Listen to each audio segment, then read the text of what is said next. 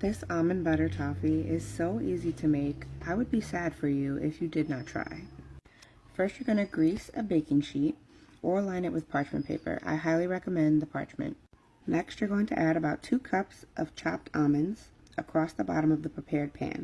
I divided my pan in half because I'm using the butter toffee to make a butter crunch ice cream, which I'll post the video probably later this weekend. So next, you're going to start on your toffee base.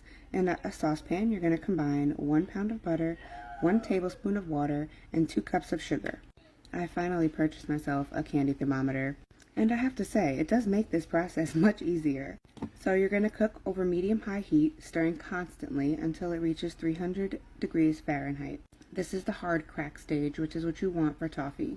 Next, you're going to very carefully take your pan off of the heat and stir in 1 teaspoon of vanilla extract. It may bubble up a bit, so be very, very careful. After you've successfully added in your vanilla, you're going to immediately pour the hot toffee over your chopped almonds in your baking sheet.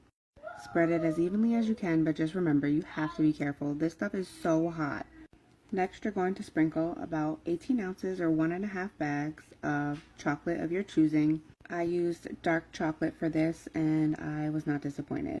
At this point, your toffee is still very hot, so you're going to allow your chocolate chips to sit for about 5 minutes so that it melts. Once you see that your chocolate is melted, spread it till it's smooth with a spatula.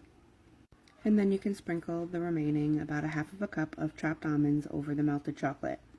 Now's the important part. Make sure to let the toffee sit at room temperature for at least a few hours, or just place it in the fridge once it's cool enough to do so. I prefer just putting it in the fridge.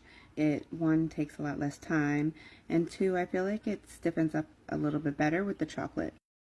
Once it's completely set, you can break the toffee into pieces and store it in an airtight container.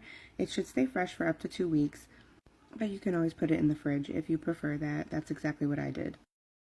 And when I tell you this is so delicious, if you're a chocolate lover, caramel lover, sweet lover in general, this is like the perfect treat. And it's also one of those things that is super giftable. And you can do so many things with this. If you don't like almonds, use walnuts. If you don't like walnuts, use peanuts, or just don't use nuts at all. You can add dried fruit, like cranberry, or strawberries, or blueberries, just about anything. Leave me a comment if you decide to try it, and happy baking!